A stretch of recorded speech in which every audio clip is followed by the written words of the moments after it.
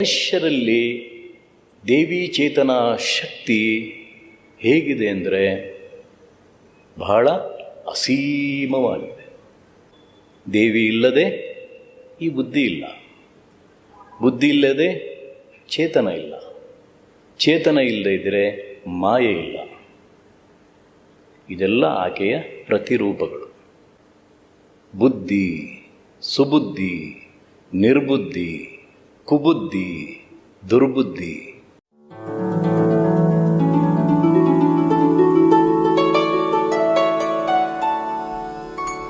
Yeah Devi ಸರ್ವಭೂತೇಷು ಬುದ್ಧಿರೂಪೇಣ ಸಂಸ್ಥಿತಾ ನಮಸ್ತಸ್ಯೈ ನಮಸ್ತಸ್ಯೈ ನಮಸ್ತಸ್ಯೈ Namo. That Devi who in all beings is abiding in all form of intelligence ಅಂತ ಹೇಳ್ತೀವಿ. ಈ intelligence ಪ್ರತಿ ಮನುಷ್ಯನಲ್ಲಿ life time ಇರುತ್ತೆ. ಬುದ್ಧಿ, ಈ ಬುದ್ಧಿ, ಈ ಮಾ ಶಕ್ತಿಯ ಒಂದು ಬುದ್ಧಿ ಸರ್ವ ಪ್ರಾಣಿಗಳಲ್ಲಿ ಬುದ್ಧಿಯ ರೂಪದಲ್ಲಿ ಬದ್ಧವಾಗಿದ್ದಾಳೆ. ಸರ್ವ ಪ್ರಾಣಿಗಳಲ್ಲಿ ತುಂಬಿಕೊಂಡಿದ್ದಾಳೆ ಬುದ್ಧಿ, ಜ್ಞಾನ, ಇಂಟೆಲಿಜೆನ್ಸ್. ಹಾಗೆ ಬುದ್ಧಿಶಕ್ತಿ ಸುಮ್ಮನೆ ಇಲ್ಲ, ಅದು ವಿರಾಜಮಾನವಾಗಿ ಶಾಶ್ವತವಾಗಿ ತುಂಬಿಕೊಂಡಿದ್ದಾಳೆ. ಅಂತಹ ಶಕ್ತಿಗೆ ನಾವು ನಮಸ್ಕಾರ, ನಮಸ್ಕಾರ, ನಮಸ್ಕಾರ, ಸರ್ವದಾ ನಮಸ್ಕಾರ ಅಂತ ಹೇಳ್ತೀವಿ. ಬುದ್ಧಿ, ಇಂಟೆಲಿಜೆನ್ಸ್. ಎಂಥ ಬುದ್ಧಿಗಳಿದೆ, ಎಷ್ಟು ಬುದ್ಧಿ ಇದೆ ಮನುಷ್ಯನಲ್ಲಿ? ಬುದ್ಧಿ, ಸುಬುದ್ಧಿ, ನಿರ್ಬುದ್ಧಿ, ಕುಬುದ್ಧಿ, ದುರ್ಬುದ್ಧಿ, ಇಂತಹ ಬುದ್ಧಿಗಳು ತುಂಬಿಕೊಂಡಿರುತ್ತೆ. ಎಲ್ಲವೂ ಆಕೆಯ ಶಕ್ತಿನೇ.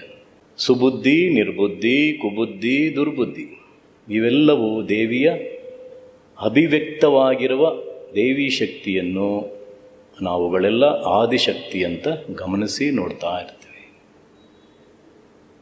ಅದು ಬೇರೆ ಏನಿಲ್ಲ.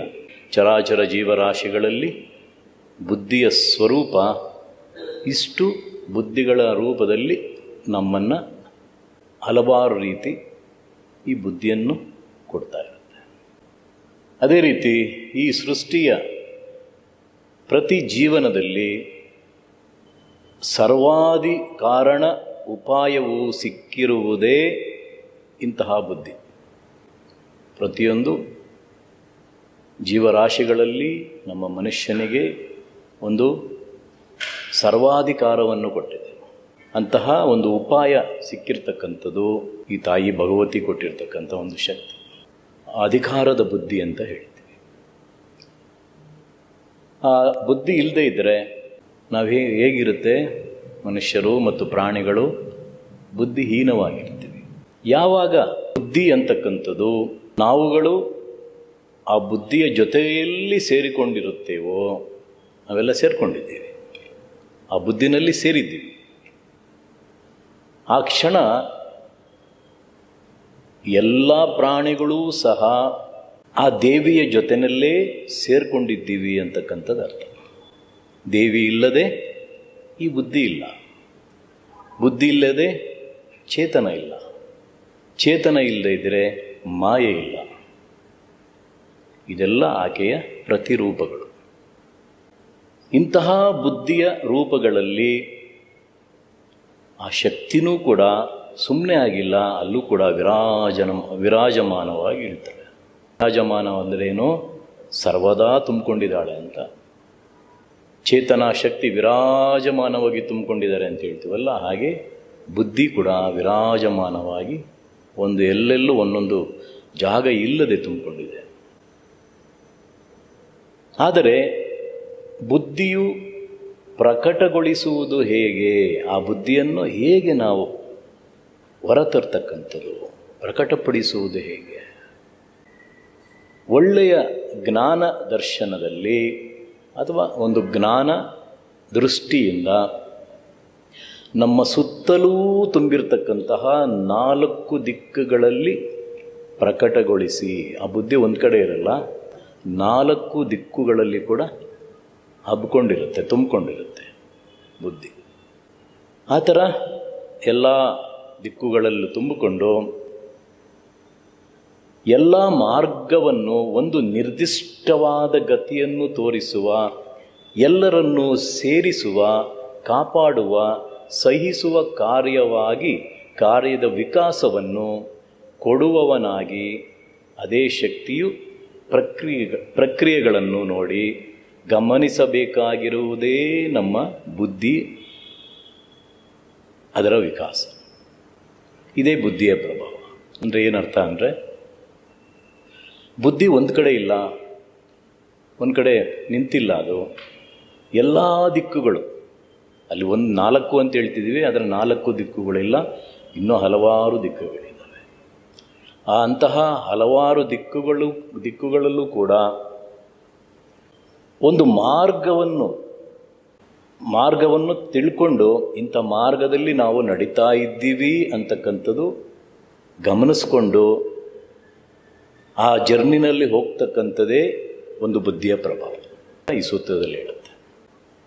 ಹೇಗಿದ್ದಾಳೆ 4 ದಿಕ್ಕುಗಳು, ಎಲ್ಲ ದಿಕ್ಕುಗಳು ಅಂದಾಗ ಪ್ರತಿಯೊಂದು ಪ್ರಾಣಿ, ಪ್ರತಿಯೊಂದು ಪಕ್ಷಿ, ಪ್ರತಿಯೊಂದು ಕ್ರಿಮಿಕೀಟಗಳಲ್ಲಿ ಒಂದೊಂದು ರೀತಿಯ ಬುದ್ಧಿ ಶಕ್ತಿ ಪ್ರಕಟವಾಗಿದೆ.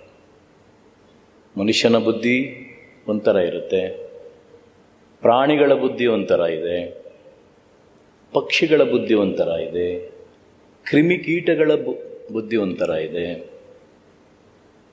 ಮೇಲೆ ಹಾರಾಡುವ ಪಕ್ಷಿಗಳ ಬುದ್ಧಿ ಒಂಥರ ಇದೆ, ನೀರಿನಲ್ಲಿ ಬದುಕ್ತಕ್ಕಂತಹ ಬುದ್ಧಿಯ ಸ್ಥಿತಿ ಒಂಥರ ಇದೆ. ಇಂತಹ ಹಲವಾರು ಪ್ರಾಣಿ ವರ್ಗಗಳಲ್ಲಿ ಬುದ್ಧಿಶಕ್ತಿ ಎಲ್ಲೂ ಕುಂದು ಕೊರತೆ ಇಲ್ಲ. ಯಾವ ಪ್ರಾಣಿಗಳಲ್ಲಿ, ಮನುಷ್ಯನಲ್ಲಿ, ಕ್ರಿಮಿಕೀಟಗಳಲ್ಲಿ ಬುದ್ಧಿ ಅಂತಕ್ಕಂಥದ್ದಿಲ್ಲ. ಬುದ್ಧಿ ಇದೆ. ಹಾಗೆ ಎಲ್ಲ ಕೂಡ ತಾಯಿ ಭಗವತಿ ಶಕ್ತಿ ಬುದ್ಧಿಯ ರೂಪದಲ್ಲಿ ತುಂಬಿಬಿಟ್ಟಿದ್ದಾಳೆ. ಒಂದು ಚಿಟ್ಟೆ ಇರ್ಬೋದು, ಒಂದು ಪಕ್ಷಿ ಇರ್ಬೋದು, ಯಾವುದೇ ಪಕ್ಷಿ ಪ್ರಾಣಿಗಳು ಇರಬಹುದು. ಸಮಸ್ತ ಜೀವರಾಶಿಗಳಲ್ಲಿ ಅವರದೇ ಆದ ಒಂದು ಬುದ್ಧಿ ಅಲ್ಲಿದ್ದೇ ಇರುತ್ತೆ. ಮನುಷ್ಯನ ಬುದ್ಧಿ ಒಂಥರ ಇರುತ್ತದೆ, ಪ್ರಾಣಿಗಳ ಬುದ್ಧಿ ಒಂಥರ ಇರ್ತದೆ, ಕ್ರಿಮಿಕೀಟಗಳ ಬುದ್ಧಿ ಒಂದೊಂದು. ಅಲ್ಲಿ ಬುದ್ಧಿ ಇಲ್ಲ ಅಂತ ನಾವು ಹೇಳೋಕ್ಕಾಗಲ್ಲ. ಅವ್ರದ್ದೇ ಒಂದು ಇಂಟೆಲಿಜೆನ್ಸ್ ಇರುತ್ತೆ. ಅಂತಹ ಬುದ್ಧಿಮತ್ತೆಯಿಂದ ಒಂದೊಂದು ರೀತಿಯಾಗಿ ನಾವು ಬದುಕ್ತಾ ಇರ್ತೀವಿ, ಓಡಾಡ್ತಾ ಇರ್ತೀವಿ, ಹಾರಾಡ್ತಾ ಇರ್ತೀವಿ, ತೇಲಾಡ್ತಾ ಇರ್ತೀವಿ, ಈಜಾಡ್ತಾನೂ ಇರ್ತೀವಿ. ನಾವು ಮನುಷ್ಯ ಪ್ರಾಣಿಗಳು ಒಂದು ಸ್ವಲ್ಪ ಸಮಯ ಈಜಾಡ್ಬೋದು, ನಿರಂತರ ನೀರಲ್ಲಿ ಕೂತ್ಕೊಂಡು ಈಜು ಮಾಡೋಕ್ಕಾಗಲ್ಲ. ಅದಕ್ಕೆ ಪ್ರಯತ್ನ ಮಾಡ್ತಿರ್ತೀವಿ, ಒಂದಷ್ಟು ದೂರ ಈಜ್ಕೊಂಡು ಹೋಗ್ತಿರ್ತೀವಿ. ಆದರೆ ನೀರಿನಲ್ಲಿರ್ತಕ್ಕಂತಹ ಪ್ರಾಣಿಗಳು ಇಡೀ ಜೀವಮಾನ ಆ ಬುದ್ಧಿನಲ್ಲೇ ಬದುಕ್ತಾರೆ. ಅದೇ ರೀತಿ ಮೇಲ್ಗಡೆ ಹಾರಾಡುವಂತಹ ಪಕ್ಷಿಗಳು, ಅವು ಟ್ರೈ ಮಾಡ್ತಾರೆ ಕೆಲವರೆಲ್ಲ ಹಾರಾಡೋದಕ್ಕೆ, ಪ್ಯಾರಾಗ್ಲೈಡಿಂಗ್ ಆ ಥರ ಎಲ್ಲ ನಾವು ಹಾಕ್ಕೊಂಡು ರೆಕ್ಕೆಗಳ ಥರ ಮೇಲಿಂದ ಜಿಗಿದು ಕಾಲು ಕೈ ಮುರ್ಕೊಂಡು ಬರ್ತಿರ್ತೀವಿ. ಅಂತಹ ಬುದ್ಧಿ ಭಗವತಿ ಶಕ್ತಿಯಲ್ಲಿ ತುಂಬಿದೆ. ಅದ್ರ ಕೆಲಸ ಅದು, ನಮ್ಮ ಕೆಲಸ ನಮ್ಮದು ಅಂತ. ಆದರೆ ಮನುಷ್ಯರಲ್ಲಿ ದೇವಿ ಚೇತನ ಶಕ್ತಿ ಹೇಗಿದೆ ಅಂದರೆ ಬಹಳ ಅಸೀಮವಾಗಿದೆ. ಒಂದು ಸ್ವಲ್ಪ ಇಲ್ಲ, ಅದು ಬಹಳ ಅಸೀಮವಾಗಿರುತ್ತೆ, ಜಾಸ್ತಿ ಇರ್ತದೆ, ಬಹಳ ವಿಕಾಸವಾಗಿದೆ, ರೀತಿ ಅನಿಶ್ಚಿತವಾಗಿದೆ. ಆದರೆ ಪ್ರಾಣಿ ಪಕ್ಷಿಗಳಲ್ಲಿ ಚೇತನಾ ಶಕ್ತಿ ನಿಶ್ಚಿತವಾದ ರೂಪವಾಗಿರುತ್ತೆ. ಅಂತಹ ಅನಿಶ್ಚಿತವಾದ ಬುದ್ಧಿಯಲ್ಲಿ ಈ ಮನುಷ್ಯ ಪ್ರಾಣಿನೂ ಅದರಲ್ಲಿ ಸೇರ್ಕೊಂಡಿರ್ತಾನೆ. ಇಲ್ಲಿ ನಿಶ್ಚಿತ ಇಲ್ಲ, ಹೀಗೇ ಇರಬೇಕು ಅಂತೇನಿಲ್ಲ. ಏನು ಮಾಡುತ್ತೆ ಅದು ಅನಿಶ್ಚಿತ ಆದಾಗ? ಅಂತಹ ಅನಿಶ್ಚಿತ ಬುದ್ಧಿ ಜ್ಞಾನ ಇದ್ದ ಮೇಲೆ ಮನುಷ್ಯನು ಏನಾದರೂ ಮಾಡಬಹುದು ಅಂತ ಹೇಳುತ್ತೆ. ನೀವೇನಾದರೂ ಮಾಡ್ಬೋದು, ಬೇಕಾದ್ದನ್ನು ಮಾಡ್ಬೋದು, ಅಥವಾ ಮಾಡದೇನೂ ಇರ್ಬೋದು. ಹಾಗೆ ಮನುಷ್ಯನು ಬುದ್ಧಿಯ ವಿಕಾಸವನ್ನು ನೀವೆಲ್ಲ ನೋಡ್ತಾನೆ ಇದ್ದೀರ. ನಮ್ಮ ಸುತ್ತಮುತ್ತ ಮನುಷ್ಯನ ಬುದ್ಧಿಯ ವಿಕಾಸಗಳನ್ನು ಹಲವಾರು ರೀತಿ ನಾವು ಗಮನಿಸ್ತಿರ್ತೀವಿ. ಈ ವ್ಯಕ್ತಿ ಇಷ್ಟೊಂದು ಇಂಟೆಲಿಜೆನ್ಸ್ ಇದಾನಲ್ಲ, ಈ ವ್ಯಕ್ತಿ ಇಷ್ಟೊಂದು ಜ್ಞಾನ ಇದೆಯಲ್ಲ, ಇಷ್ಟೊಂದು ಏನೇನೋ ಆವಿಷ್ಕಾರಗಳನ್ನು ಮಾಡ್ತಿದ್ದಾನಲ್ಲ ಅಂತ ನಾವು ಗಮನಿಸ್ತಾನೆ ಇರ್ತೀವಿ. ಜ್ಞಾನ, ಇನ್ನೊಂದು ವಿಜ್ಞಾನ, ಇನ್ನೊಂದು ಸುಜ್ಞಾನ, ಇನ್ನೊಂದು ಮಹಾಜ್ಞಾನ, ಇನ್ನೊಂದು ದಿವ್ಯಜ್ಞಾನ. ಜ್ಞಾನ, ವಿಜ್ಞಾನ, ಸುಜ್ಞಾನ, ಮಹಾಜ್ಞಾನ, ದಿವ್ಯಜ್ಞಾನ. ಹೀಗೆ ಹಲವಾರು ರೀತಿಯ ಬುದ್ಧಿಯಿಂದ ವಿಕಸಿತನಾಗುತ್ತಾನೋ ಆ ವಿಕಾಸವನ್ನು ಕಲ್ಪನೆ ಮಾಡೋದಕ್ಕೂ ಊಹೆ ಮಾಡೋದಕ್ಕೂ ಬಹಳ ಅಸಾಧ್ಯವಾಗಿರುತ್ತೆ. ಭಾಳ ಅಸಾಧ್ಯ. ಹೀಗೇ ಆಗುತ್ತೆ ಅಂತ ಹೇಳೋಕ್ಕಾಗಲ್ಲ. ಒಬ್ಬ ಜ್ಞಾನಿ, ಒಬ್ಬ ಮೇಧಾವಿ ಇರ್ತಾನೆ, ಅವನಿಗೆ ವೈಜ್ಞಾನಿಕವಾದ ಒಂದು ಸ್ಫೋಟತೆಯನ್ನು ಕೊಡುತ್ತೆ ಒಳಗಡೆ. ಇನ್ನೊಬ್ಬರಿಗೆ ಬಹಳ ಸುಜ್ಞಾನವಾಗಿರುತ್ತೆ, ಒಳ್ಳೆಯ ಜ್ಞಾನವನ್ನು ಹೇಳ್ತಿರ್ತಾರೆ, ಅದನ್ನು ಡೆವಲಪ್ ಮಾಡ್ಕೊಳ್ತಿರ್ತಾರೆ. ಇನ್ನೂ ಕೆಲವರಲ್ಲಿ ಅದಕ್ಕಿಂತ ಇನ್ನೂ ಮಹಾಜ್ಞಾನವನ್ನು ನೋಡುವಂತಹ ಶಕ್ತಿ ಇರ್ತದೆ. ಇನ್ನೂ ಒಳ್ಳೆ ಜ್ಞಾನ ಬಂದಾಗ ಯಾರೂ ಅರ್ಥ ಮಾಡಿಕೊಳ್ಳದೇ ಇರೋ ಹಾಗೆ, ಅದನ್ನು ನೋಡದೇ ಇರೋ ಹಾಗೆ ದಿವ್ಯ ಜ್ಞಾನಗಳನ್ನು ಬೆಳೆಸ್ಕೊಡ್ತಾವೆ. ನೋಡಿ ಎಷ್ಟು ಜ್ಞಾನ ಇದೆ. ಅದನ್ನು ನಾವು ಊಹೆ ಮಾಡೋದಕ್ಕೂ ಕೂಡ ಭಾಳ ಕಷ್ಟ, ಅದು ಅಸಾಧ್ಯ. ಇಂತಹ ಬುದ್ಧಿ ಜ್ಞಾನವನ್ನು ದೇವಿ ಶಕ್ತಿಯು ಮನುಷ್ಯನ ಒಳಗಡೆ ಅಪಾರವಾದ ಚೇತನಾ ಶಕ್ತಿಯನ್ನು ಪರಿಪೂರ್ಣವಾಗಿ ಪ್ರಕಟ ಮಾಡಿಬಿಟ್ಟಿದ್ದಾಳೆ, ಕೊಟ್ಬಿಟ್ಟಿದ್ದಾಳೆ. ನೀವು ಪಡ್ಕೊಳೋದು ನಿಮ್ಗೆ ಅಷ್ಟೇ. ನೀವು ಇಲ್ಲೇ ಇರ್ತಿರೋ, ಮುಂದೆ ಹೋಗ್ತಿರೋ, ಬರೀ ಅಲ್ಪಜ್ಞಾನದಲ್ಲಿರ್ತಿರೋ ಅಥವಾ ಮಹಾಜ್ಞಾನಿ ಆಗ್ತಿರೋ ಅಥವಾ ದಿವ್ಯಜ್ಞಾನಿ ಆಗ್ತಿರೋ, ನಿಮಗೆ ಬಿಟ್ಟಿದೆ ಅಂತ ಹೇಳುತ್ತೆ. ಬುದ್ಧಿ ಕೊಟ್ಟಿದ್ದೀನಿ, ನೀವು ನಿದ್ದೆ ಆದರೂ ಮಾಡಿ, ಓಡಾಡಿ, ಏನು ಬೇಡ ಅಂತಾದರೂ ಬಿಟ್ಬಿಡಿ. ಇಷ್ಟು ಶಕ್ತಿ ಕೊಟ್ಟಿದ್ದೀನಿ ಅಂತ ಹೇಳ್ತಾಳೆ. ಇಷ್ಟೊಂದು ಶಕ್ತಿ ಕೊಟ್ಟಿದ್ದೀನಿ. ಈ ಶಕ್ತಿಯಿಂದ ಹೊರಗಡೆ ಬರೋದು ಹೇಗೆ? ಒಂದು ಸಣ್ಣ ಬುದ್ಧಿ ಅಂತ ಕೊಟ್ಟಿದ್ದೀನಿ, ಇದನ್ನು ಹೊರಗಡೆ ಬರೋದು ಹೇಗೆ? ದೇವಿ ಈ ಸೂತ್ರದಲ್ಲಿ ಹೇಳ್ತಾಳೆ. ಮತ್ತೆ ಆ ಶಕ್ತಿ ಜೊತೆ ಹೇಗೆ ಸಾಧನೆ ಮಾಡಬೇಕು? ನಿರ್ಬುದ್ಧಿಯನ್ನು ನಿಲ್ಲಿಸಿ, ಜಡತ್ವವನ್ನು ನಿಲ್ಲಿಸಿ. ನಾವು ಆಧ್ಯಾತ್ಮಿಕ ದಾರಿಗೆ ಹೋಗ್ತಿದ್ವಿ, ಜರ್ನಿಯಲ್ಲಿ ಹೋಗ್ತಿದ್ವಿ. ಅಯ್ಯೋ ಬಿಡ್ರಿ, ಈಗ ಏನು ಮಾಡೋದು, ನಾಳೆ ಮಾಡೋಣ ಅಂತಹ ಮೈಂಡ್ ಸೆಟ್ ಬಹಳ ಜನಕ್ಕಿರುತ್ತೆ. ಆಗ ನಿಮ್ಮ ಜರ್ನಿ ಏನಾಗುತ್ತೆ, ಅಲ್ಲೇ ಮೊಟಕಾಗಿ ನಿಂತೋಗ್ಬಿಡುತ್ತೆ. ನಿರ್ಬುದ್ಧಿಯನ್ನು, ಜಡತ್ವವನ್ನು, ಕುಬುದ್ಧಿಯನ್ನು ನಿಲ್ಲಿಸುವುದು ಮೊದಲು ಸ್ಟಾಪ್ ಮಾಡ್ತೀವಿ. ಆ ಬುದ್ಧಿಯನ್ನು ಬೇಡ ನಮಗೆ. ಯಾಕಂದರೆ ಆ ಬುದ್ಧಿನಲ್ಲೇ ಆದಿಶಕ್ತಿ ಇದೆ.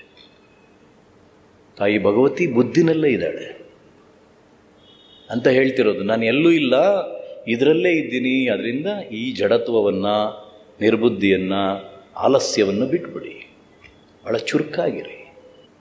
ಅದಾದಮೇಲೆ ಅಂಧವಿಶ್ವಾಸಗಳ ಧಾರಣೆ, ಅಂಧವಿಶ್ವಾಸಗಳ ಕಡೆ ಗಮನ ಕೊಡಬೇಡಿ. ನೀವು ಮತಮಾನ್ಯಗಳಿಂದ ಮೊದಲು ಹೊರಗಡೆ ಬನ್ನಿ. ನಮಗೆ ಬೇಡ. ಯಾಕಂದರೆ ಅಲ್ಲೂ ನಾನೇ ಇದ್ದೀನಿ, ಇಲ್ಲೂ ನಾನೇ ಇದ್ದೀನಿ. ತಾಯಿ ಎಲ್ಲಿಲ್ಲ, ಭಗವತಿ ಶಕ್ತಿ ಎಲ್ಲಿಲ್ಲ. ಇಡೀ ವಿಶ್ವದಲ್ಲೇ ಹಲವಾರು ಶಕ್ತಿಯ ರೂಪದಲ್ಲಿ ತುಂಬಿಕೊಂಡಿದೆ ಅಂತ ನಾವು ಈ ಸೂತ್ರಗಳಲ್ಲಿ ಹೇಳ್ಬೇಕಾದ್ರೆ, ಈ ಅಂಧವಿಶ್ವಾಸ ನಮ್ಗೇನಕ್ಕೆ ಬೇಕು? ವಿಶ್ವಾಸ ಮಾತ್ರ ಹೇಳಿ, ಅಂಧ ಬೇಡ.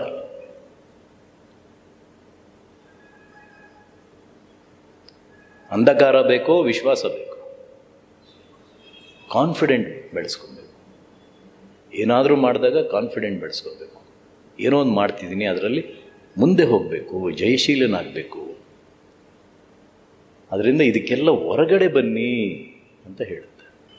ಮತ್ತೆ ಹೇಳುತ್ತೆ ತಾಯಿ ಭಗವತಿ,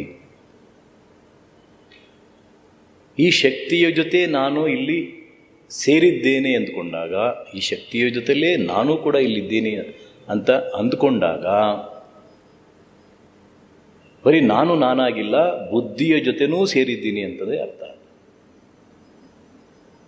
ಆ ಬುದ್ಧಿನಲ್ಲೂ ಕೂಡ ನಾನಿದ್ದೀನಿ. ಇದೆಲ್ಲ ಅರ್ಥ ಮಾಡಿಕೊಂಡಾಗ, ಈ ವಿಷಯಗಳನ್ನು ತಿಳಿದುಕೊಂಡಾಗ, ತಾಯಿ ಭಗವತಿ ಶಕ್ತಿ ವಿರಾಜಮಾನವಾಗಿ ನಮ್ಮ ಅಂತರ್ಗತವಾಗಿ ಇದ್ದಾಳೆ ಅಂತಕ್ಕಂಥ ಒಂದು ಸ್ಥಿತಿ. ಅದು ನಮ್ಮೊಳಗಡೆ ತುಂಬಿದ್ದಾಳೆ, ಅದನ್ನು ನಾವು ಕಾಣ್ತಿಲ್ಲ. ಅದು ಹೇಗೆ ಕಾಣಬೇಕು ಅಂತ ಮುಂದೆ ಹೇಳುತ್ತೆ. ಬುದ್ಧಿಯ ರೂಪದಲ್ಲೂ ನಾನಿದ್ದೀನಿ, ಬರೀ ಶಕ್ತಿ ರೂಪದಲ್ಲಿ ಇಲ್ಲ. ಅದು ನಾವು ನೋಡಿದಂಥ ಏನೋ ಒಂದು ಶಕ್ತಿ ರೂಪದಲ್ಲಿ ಅದಿಲ್ಲ. ಚೇತನದಲ್ಲೂ ಇದ್ದೀನಿ, ಈ ಬುದ್ಧಿ ರೂಪದಲ್ಲೂ ಇದ್ದೀನಿ, ಮತ್ತು ವಿಷ್ಣು ಮಾಯೆಯ ರೂಪದಲ್ಲೂ ನಾನಿದ್ದೀನಿ. ಇಂತಹ ಬುದ್ಧಿಶಕ್ತಿಯನ್ನು ಒಬ್ಬ ಸಾಧಕನು ಬಹಳ ಜಾಗರೂಕತೆಯಿಂದ ಗಮನಿಸಿ, ಪ್ರತಿ ಕ್ಷಣ ಗಮನಿಸಿ, ಪ್ರತಿ ನಿಮಿಷ ಗಮನಿಸಿ, ಪ್ರತಿ ಗಂಟೆ ಗಮನಿಸ್ತಾ, ಪ್ರತಿ ದಿನಗಳು ಗಮನಿಸ್ತಾ, ಪ್ರತಿ ತಿಂಗಳು ಗಮನಿಸ್ತಾ, ಪ್ರತಿ ವರ್ಷಗಳು ಗಮನಿಸ್ತಾ, ಪ್ರತಿ ಆಯುಷ್ ಪೂರ್ಣವಾಗಿ ಗಮನದಲ್ಲೇ ಇರಬೇಕು ಅಂತ ಹೇಳುತ್ತೆ. ಒಂದು ಸರಿ ಗಮನ ಬಿಟ್ಟೆ ತಾಯಿ ಆ ಬುದ್ಧಿ ಜ್ಞಾನ ಹೊರಟೋಗ್ತದೆ. ಈಗ ವಯಸ್ಸಾಗ್ತಾ ನೋಡಿ, ಕೆಲವರು ಬುದ್ಧಿನೇ ಇರಲ್ಲ, ಅರೆಬರೆ ಬುದ್ಧಿಗಳು ಏನೇನೋ ಮಾಡ್ತಿರ್ತಾರೆ. ಅಂದರೆ ನನ್ನನ್ನು ನೀವು ಅರ್ಥ ಮಾಡ್ಕೊಳ್ಳಿಲ್ಲ ಅಂತ ಬುದ್ಧಿ ಹೊರಟೋಗ್ಬಿಡುತ್ತೆ ಆಚೆ. ಸ್ವಲ್ಪ ಮಾತ್ರ ನಿಂತ್ಕೊಂಡಿರು, ಅದರಲ್ಲಿ ಒದಾಡ್ತಿರ್ತಾರೆ ಜನ. ಮನೆ ಬಿಟ್ಟು ಓಡೋಗ್ಬಿಡ್ತಾರೆ, ಊರು ಬಿಟ್ಟು ಓಡೋಗ್ಬಿಡ್ತಾರೆ. ಆ ಸುತ್ತಮುತ್ತ ಅವ್ರ ಫೋಟೋಗಳೆಲ್ಲ ಪೋಸ್ಟರ್ ಹಾಕಿರ್ತಾರೆ, ಕಾಣೆ ಆಗಿದ್ದಾರೆ. ಇದು ಅರೆಬರೆ ಬುದ್ಧಿಗಳು. ತಾಯಿ ಭಗವತಿ ಏನೋ ಮಾಡ್ತಿದ್ದಾರೆ, ಅದಕ್ಕೆ ನಾನು ಇಲ್ಲಿ ಬೇಡ ಅಂತ ಹೊರಟೋಗುತ್ತೆ ಬುದ್ಧಿ ಶಕ್ತಿ. ಅದರಿಂದ ಬಹಳ ಕೇರ್ಫುಲ್ಲಾಗಿರಬೇಕು. ಬಹಳ ಕೇರ್ಫುಲ್ಲಾಗಿದ್ದಾಗ ಮಾತ್ರ ನಾವು ತೇರ್ಗಡೆ ಆಗ್ತೀವಿ. ಅಥವಾ ಜಾಗರೂಕರಾಗದಿದ್ದರೆ ಏನಾಗುತ್ತೆ, ನಮ್ಮ ಸುತ್ತಮುತ್ತ ಇರತಕ್ಕಂತಹ ನಿದ್ರಾವಸ್ಥೆಯಲ್ಲಿರುವ ಗಿಡ, ಮರ, ಪ್ರಾಣಿ, ಪಶು ಪಕ್ಷಿಗಳು, ಹೀಗೆ ಹಲವಾರು ವನ್ಯಮೃಗಗಳ ಜೀವಿಗಳಂತೆ ನಿದ್ರಾವಸ್ಥೆಯಲ್ಲೇ ನಾವು ಜೀವನವನ್ನು ಕಳ್ಕೊಂಡ್ಬಿಡ್ತೇವೆ. ಅದೆಲ್ಲ ಹಾಗೆ ತಾನೇ ಇರು ನಿದ್ರಾವಸ್ಥೆ. ಅದರಲ್ಲಿ ಏನು ಅಂತಹ ಚೇತನ ಇಲ್ಲ. ಬುದ್ಧಿ ಸೀಮಿತವಾಗಿರುತ್ತೆ, ನಮ್ಮಲ್ಲಿ ಅನಿಶ್ಚಿತವಾಗಿರುತ್ತೆ, ಏನು ಬೇಕಾದ್ರೂ ಮಾಡ್ಬೋದು. ಅದೇನಾದ್ರು ಬಿಟ್ಟರೆ ನಾವು ಕೂಡ ಒಂದು ಮರದ ಥರ ಇರ್ತೀವಿ, ಅಥವಾ ಗಿಡಗಳ ಥರ ಇರ್ತೀವಿ, ಪಶು ಪಕ್ಷಿ ಪ್ರಾಣಿಗಳ ಥರ ನಿದ್ರಾವಸ್ಥೆನಲ್ಲೇ ಇದ್ಬಿಡ್ತೀವಿ. ಆದ್ದರಿಂದ ಈ ಸೂತ್ರ ಹೇಳುತ್ತೆ, ಬಹಳ ಕೇರ್ಫುಲ್ಲಾಗಿರಿ, ಜಾಗೃತೆಯಾಗಿರಿ, ಜಾಗರೂಕರಾಗಿರಿ, ಎಚ್ಚರದಿಂದಿರಿ, ಹೇಳಿ ಎದ್ದೇಳಿ, ಆಧ್ಯಾತ್ಮಿಕ ದಾರಿಯಲ್ಲಿ ಮುನ್ನಡೆಯಿರಿ. ನಿಮ್ಮ ಆಧ್ಯಾತ್ಮಿಕ ಗುರಿಯನ್ನು ಮುಟ್ಟಿ ಮುಂದೆ ಮುಂದೆ ನಡೆಯುತ್ತಾ ಸಕ್ಸಸ್ ಮಾಡಿಕೊಳ್ಳಿ, ಜಯಶೀಲರಾಗಿ ಅಂತ ಸೂತ್ರ ಹೇಳೋದು. ಈ ಸೂತ್ರದ ಅರ್ಥನೇ, ಯಾ ದೇವಿ ಸರ್ವಭೂತೇಷು ಬುದ್ಧಿರೂಪೇಣ ಸಂಸ್ಥಿತ, ನಮಸ್ತಸ್ಯೈ ನಮಸ್ತಸ್ಯೈ ನಮಸ್ತಸ್ಯೈ ನಮೋ ನಮಃ. ಓಂ ನಮಃ ಚಂಡಿಕಾಯೈ. ದುರ್ಗಾರ್ಪಣಮಸ್ತು. ನಮಃ ಶಿವಾಯ.